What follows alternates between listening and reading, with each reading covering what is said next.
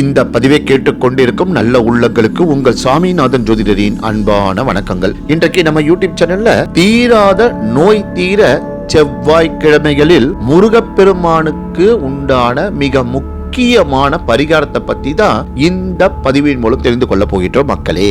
அதற்கு முன்னாடி நம்ம யூடியூப் சேனலை எல்லாம் சப்ஸ்கிரைப் பண்ணுங்க, ஷேர் பண்ணுங்க, லைக் பண்ணுங்க. பதிவுக்குள்ள போயிடலாம். நோயற்ற வாழ்வே குறைவற்ற செல்வம் என்று நம்முடைய முன்னோர்கள் சொல்வார்கள். ஆனால் இந்த கலியுகத்தில் அது தலைகீழாக உள்ளது. செல்வத்தை தேடி தேடி ஓடி இலவசமாக நோயை வரமாக பெற்றுக் கொள்கின்றோம். இரவு நேரத்து வேலை, டென்ஷனான வேலை, பணம் சம்பாதிக்க வேண்டும் என்ற பிரஷர், இதையெல்லாம் நமக்கு நோய் நொடிகளை கொண்டு வந்து சேர்த்து விடுகின்றது. சரி போகட்டும், கலியுகத்தில் வேறு வழி கிடையாது, கஷ்டப்பட்டுதான் ஆக வேண்டும். வந்த நோயில் இருந்து விடுபடுவதற்கு ஏதாவது ஒரு மார்க்கம் உண்டா, ஏதாவது ஒரு தீர்வு உண்டா என்று கேட்பவர்களுக்கான இந்த பதிவு. முருகா, உன்னை வேண்டி கேட்டுக்கொள்கிறேன், என்னுடைய ஆரோக்கியம் சம்பந்தமான பிரச்சனைகள் தீர, மருத்துவ செலவுகள் குறைய நல்ல ஒரு வழியை காட்டுவாயப்பா.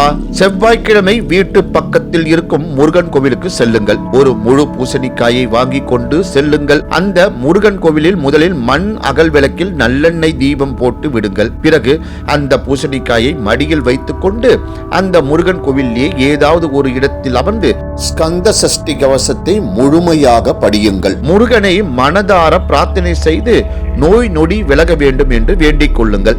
அந்த பூசணிக்காயை ஒரு தாம்பாள தட்டில் வைத்து வெற்றிலை பாக்கு, பூ, பழம் 11 ரூபாய், உங்களால் முடிந்த தட்சணை, முடிந்தால் ஒரு வஸ்திரம் வைத்து கோவிலுக்கு வெளியே வர வேண்டும். கோவிலுக்கு வெளியில் இதை யாருக்கேனும் தானம் கொடுக்க வேண்டும்.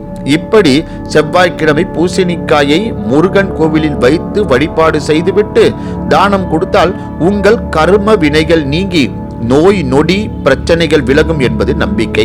இந்த பூசணிக்காயை பெற்றுக்கொள்பவர்களுக்கு ஏதேனும் ஆரோக்கிய ரீதியான பிரச்சனைகள் வருமா என்று கேட்டால் நிச்சயம் கிடையாது. தானத்தை பெற்றுக்கொள்பவர்கள் தானத்தை பெறுவதற்கு தகுதியானவர்களாக இருக்க வேண்டும். அந்த பூசணிக்காயை ஒரு ஆணுக்கோ ஒரு பெண்ணுக்கோ நீங்கள் தானமாக கொடுக்கலாம். வாங்குபவர்கள் அதை மன நிறைவோடு வாங்கி அவர்கள் அதை சமைக்கவோ அல்லது வேறு ஏதாவது பயன்பாட்டிற்கோ பயன்படுத்தி கொள்ளலாம். அது அவர்களுடைய விருப்பம். அதை பற்றி நீங்கள் கவலை கொள்ள வேண்டாம். ஆனால் இந்த சூழ்நிலையானது உங்களுக்கு அமைய வேண்டும்.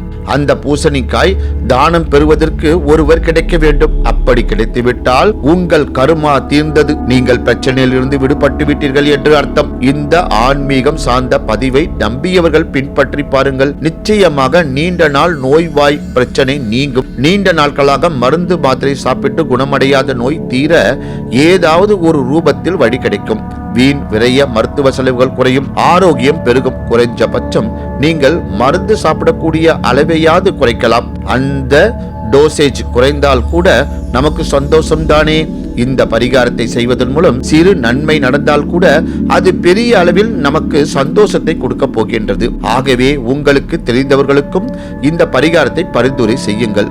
முருகனை பிரார்த்திப்போம், நிச்சயம் நல்லதே நடக்கும் என்ற இந்த தகவலுடன் இன்றைய இந்த ஆன்மீகம் சார்ந்த பதிவினை நிறைவு செய்கிறேன். நன்றி, வணக்கம், வாழ்க வளமுடன்.